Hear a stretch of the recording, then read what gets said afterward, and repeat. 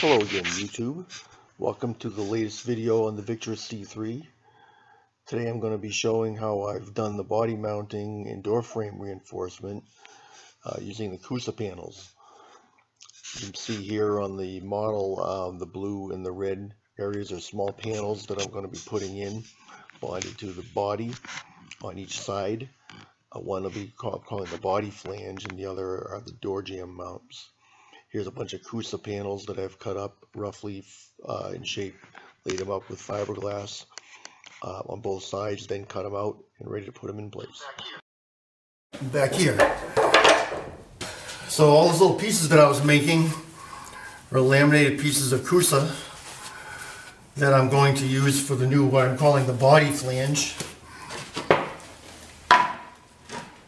Here's the big piece, about 9 inches wide.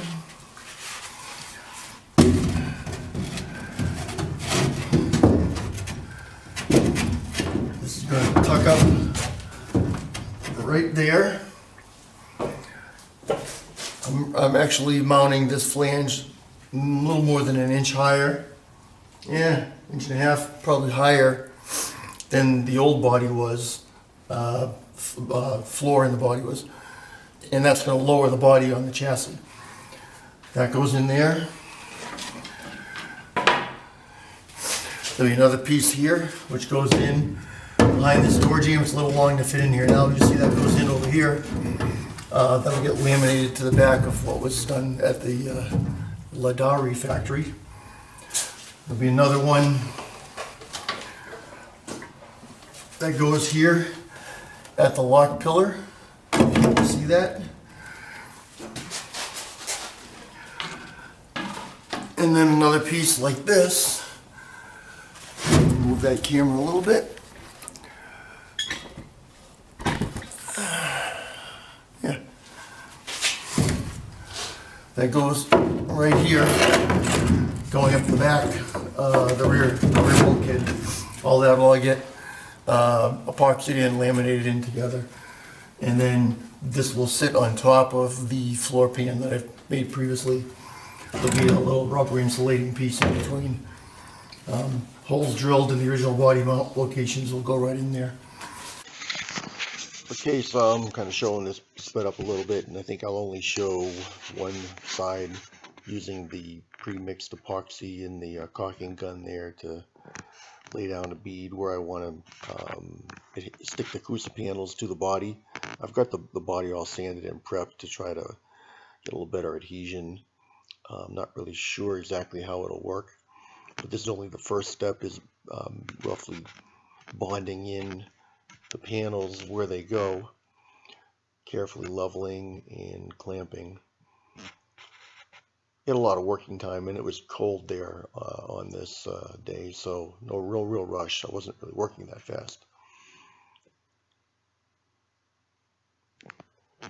And here's the long piece that'll stick under the threshold there. I'm going to put a couple of screws in there to hold it temporarily in place up underneath. You can't really screw into the edge of Coosa and expect to hold it too strong. Again, this was just temporary. I will be bonding in fiberglass tape across all these seams to really strengthen them up. But right now the clamps and screws are just holding all that in temporary. I've also got to fill the gaps a little bit better because of the unevenness. So I'm going to mix up some thickened epoxy. Here I chopped up a bunch of the cut off ends and pieces that I had of fiberglass from the layup of the floor. Here's that silica gel powder and the epoxy resin. Wear a dust mask. The stuff you can see flies around. It's like baby powder, but it's dangerous. You don't want to inhale that. You have to use quite a bit of it, and you're trying to thicken this up to look like peanut butter. But when you go and add a pinch or two of that chopped up fiberglass, it gets really thick. You might have heard of this called kitty hair. Fiberglass filled Bondo in effect, but this is a homemade kitty hair with epoxy resin getting really thick and goopy. When I put the fiberglass in there, you'll see a couple of clumps. Probably should have put it in little smaller pinches than that, because it really clumped up, so I had to do a lot of mixing. But you see, I'm trying to get it thick like snot, so it just kind of hangs there. Again, a little bit more of the powdered mix, and mix really good. Again, no need to rush. This is just sped up. There's a lot of working time, but you're trying to make this thick, because I'm going to be putting this on vertical edges and upside down in the cracks and what have you. So there needs to be some pretty good body to it. So it looks like it's good to go.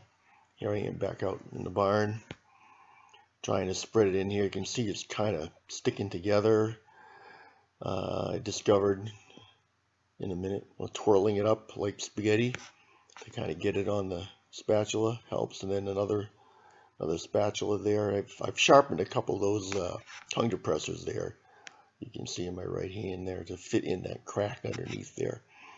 And I got that method down pretty good, rolling it up like pasta, and just kind of jamming it in there, spreading it back and forth. And this is going to be very, very strong. When you put fiberglass strands in a thickened resin like this, it will give you a very, very nice bond. And I'm trying to just jam it into all of the cracks and the irregularities that were created there by the roughness of the body, and just the panel's not fitting real good.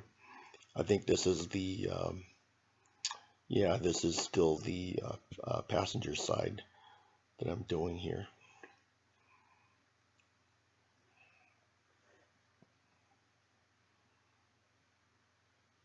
A little bit goes a long way, but this I probably only used about 4 or 6 ounces, nearly almost the same by volume of that powder to get it nice and thick.